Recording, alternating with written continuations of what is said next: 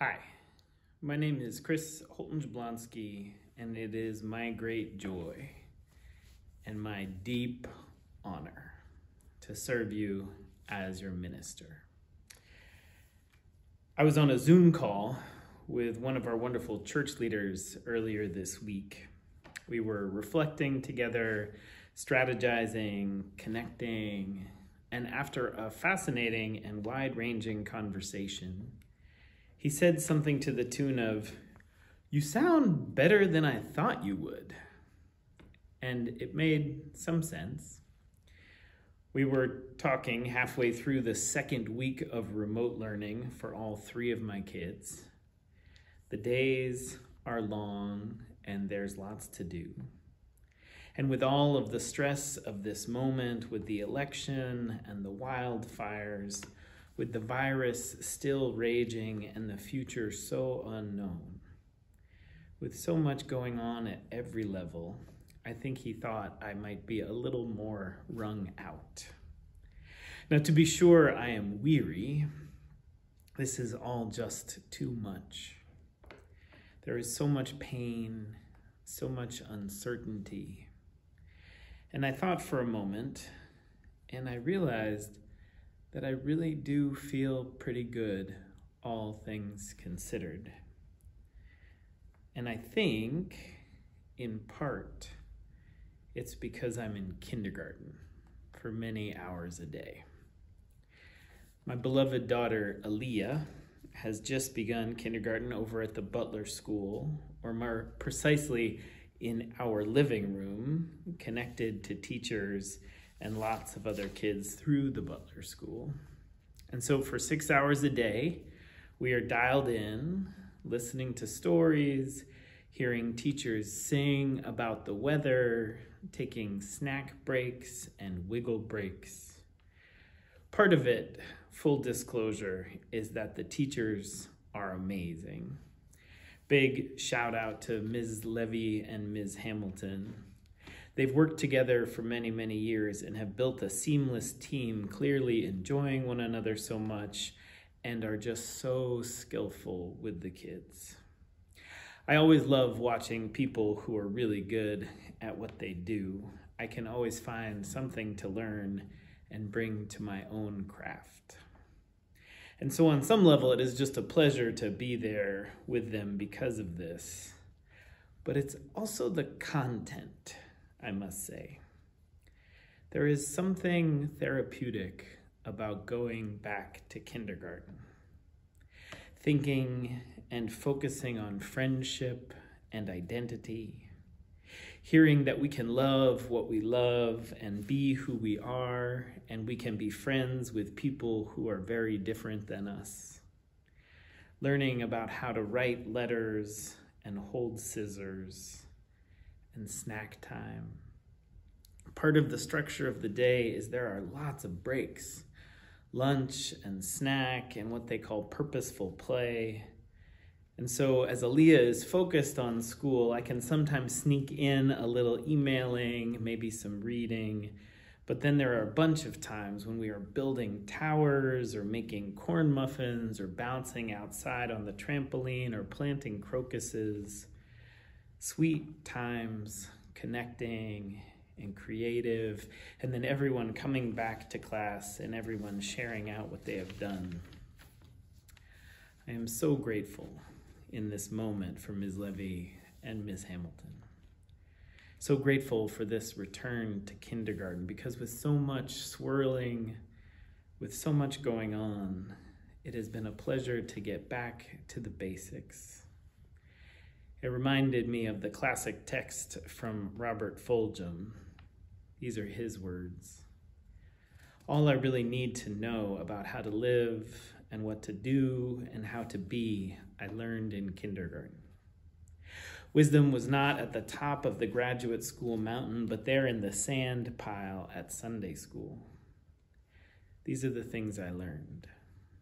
Share everything. Play fair. Don't hit people. Put things back where you found them. Clean up your own mess.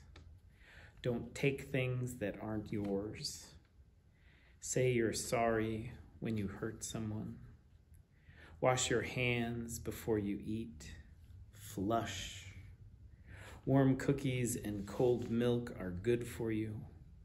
Live a balanced life. Learn some and think some and draw and paint and sing and dance and work every day some. Take a nap every afternoon. When you go out into the world, watch out for traffic. Hold hands. Stick together. Wonder. Remember the little seed in the styrofoam cup. The roots go down and the plant goes up, and nobody really knows how or why, but we are all like that. Goldfish and hamsters and white mice and even the little seed in the styrofoam cup, they all die, and so do we. Remember the Dick and Jane books, the first word you learned, the biggest word of all, look. Everything you need to know is in there somewhere, he says. The golden rule and love and basic sanitation, ecology and politics and equality and sane living. Take any one of those items and extrapolate it into sophisticated adult terms and apply it to your family life or your work or your government or your world, and it holds true and clear and firm. Think what a better world it would be if we all, the whole world, had cookies and milk at about 3 o'clock every afternoon and laid down with our blankies for a nap. Or if all the governments had a basic policy to always put things back where they found them and clean up their own mess. And it is still true, no matter how old you are, when you go out into the world, it is best to hold hands and stick together. This is what we remember here at First Church. That we are connected, that we are held. We remember that we are accountable to one another, that we together can learn and grow, that we can serve this world and her people. And that the spiritual growth we do, all the seeking and striving, all the learning and stretching and expanding bring us back to these elemental truths: sharing, respect, connection. All these large and complex ideas about interconnectedness and intersectionality and liberation and oppression and sustainability, all these large ideas and big words bring us back to these core questions and truths. How do we long to live? What kind of world do we long to build? My wife is very wise. And the other day I came into the kitchen and she had placed a piece of paper, a little page from one of those pull-off calendars she found while she was going through papers in the basement. It reads, "Practice and enlightenment are not two."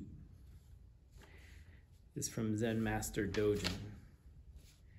And this means that there are not other states of being which are enlightenment.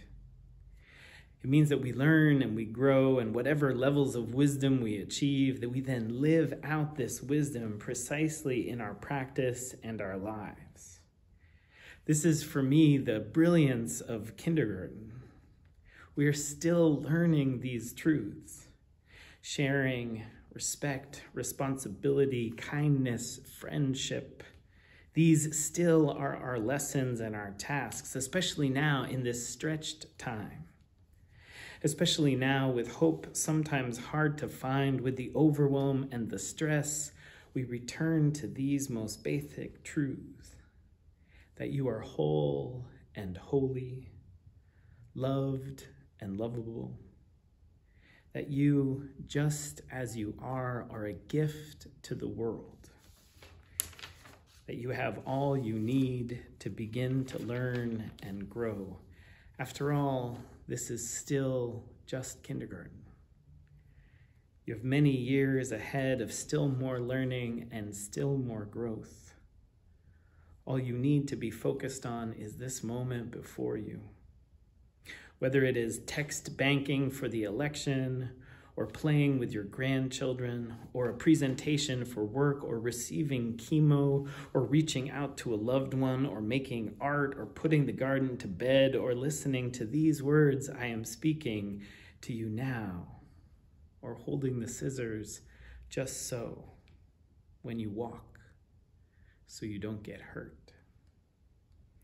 This moment before you, and the next. And when it's hard, worry not. Snack time is coming, maybe even a nap.